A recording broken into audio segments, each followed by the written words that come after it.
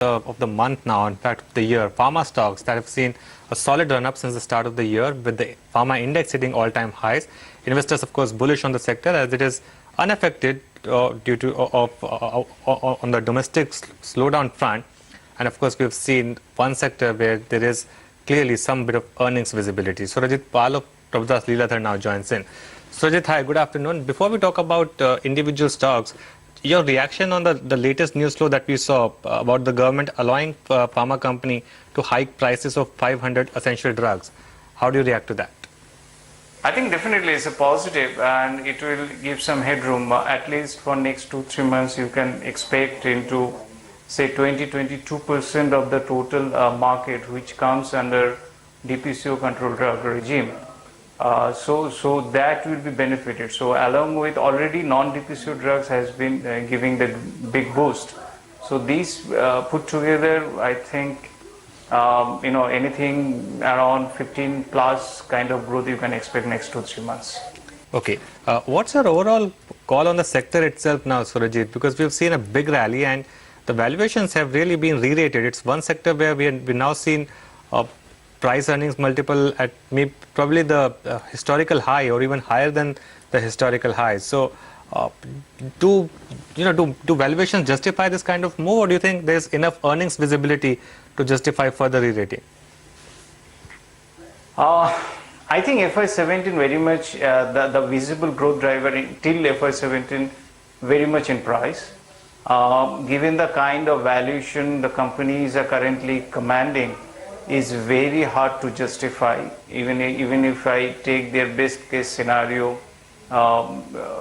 till date from say 2009. So what I can tell you is that at this current kind of valuation, to give a positive surprise on numbers has a very less probability. So what it means is that most of the surprises are already priced in. And as an investor, new guy to enter at a current valuation might be a bit of stifling. They might not see much of headroom.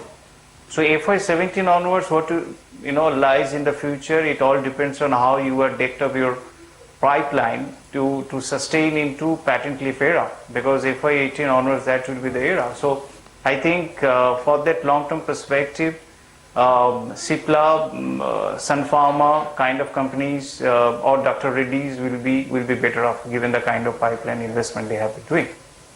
Okay, let's talk about some individual companies. Let's start with Aurobindo Pharma. How would you react to the news flow that you heard through the day? The stock was quite volatile. There's this QIP overhang as well. What's your call on this stock?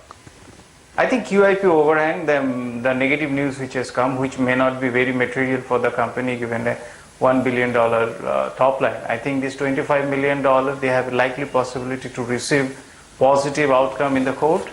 And overall, I think at a current valuation, definitely it is supposed to be volatile, which has been showing. So what I believe is that the better valuation fundamental you could receive H2 FY16, that is when they will receive their better product approval. But QIP remains a overhang because we don't know what number of shares will be issued and what valuation they will be taking QIP. So once that is settled, then we can look forward is that what will be the EPS, and then only we can fix the valuation of the company. Okay, fair point. What about Glenmark? We saw massive re-rating in Lupin once the FI window opened, because for last 1.5 years there was absolutely no buying that FIs could do in Lupin. And same is the case with Glenmark now. It's stuck at 35% for last many quarters. Would you expect something similar in terms of re-rating for Glenmark, or do you think most of it is already in the price? No, I think Glenmark has quite a big headroom. Their FY17 onwards, if you see the valuation, which is still 10-12, their peers are hovering around anything between 17 to 20 or 20 plus, so quite a big headroom. Company has a strong visibility in terms of key product approval, particularly limited competition drugs. Then the company will also have a good possibility of receiving $100 to $120 million of out-license fees in next 2 years. So I think company has a lot of drivers, which is not yet priced in if I compare their valuation with the peers. For just one example is that we are giving valuation jump from $800 million to $1.8 billion to Spark for the product which is basically NDDS or NDA product. On the other hand, the guy like say Glenmark, who has a lot of NC product or NBE product, which has a potential individual molecule wise around $1 billion if it clicks. So their valuation is basically free. So they are spending around $50 million every year. So if I add back those things after deducting tax benefit, then you will find their valuation is very, very cheap with the peers. Okay, so what's the kind of potential upside do you think that's there in Glenmark? What's your price target? My price target 1186. Okay, and what about Sun Pharma, which has been the biggest money spinner this year, up 40%? I think Sun Pharma has become a big, elephant, big daddy in the sector. The company is good. The only uncertainty is that how fast and they could turn around Ranbaxy, and how fast they could reduce the cost over there, and how fast they could receive the approval for the 4 plants which has been under FDA scanner. So I think you should give them 2 to 3 years at least before making any judgment on that. Okay, and a couple of more stocks and your call on that. One is Lupin and Wockhardt if you track. I think Lupin has very much, most of the key products are in the price. Let's see, because only surprise this company could give at a current valuation is their M&A. And that we have to see how this M&A turn around, particularly as companies said that they are not looking for any big bang acquisition rather than looking for specialized acquisition in various geographies, including ROW market. So that we have to wait how they are going to span out that. So that is the only, in near to medium term surprise could waiting in the counter. As far as Wockhardt is concerned, I think from perspective of fundamentals, I really not ready to value the company at a current valuation because I don't think their USFD issue is over.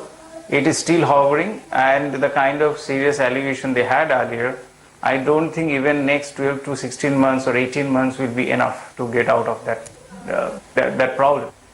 Okay, finally your pecking order in terms of the stocks that you like the most and the stock that you like the least now? On the back of the valuation, I prefer Glenmark first, then followed by Aurobindo and Dr. Reddy. The least better in today's market, there is nothing least. Everything is what prefer you most. So I want to restrict myself into that. All right. You want to make any disclosures? No, none of the company I am holding currently, and my registration is in process. All right, Surajit. Thanks a lot for your time today. So that was clearly the hot sector of the year, pharma, and the analyst believes that there's still some room for some more gains in specific stocks like Glenmark in particular. With that, we moved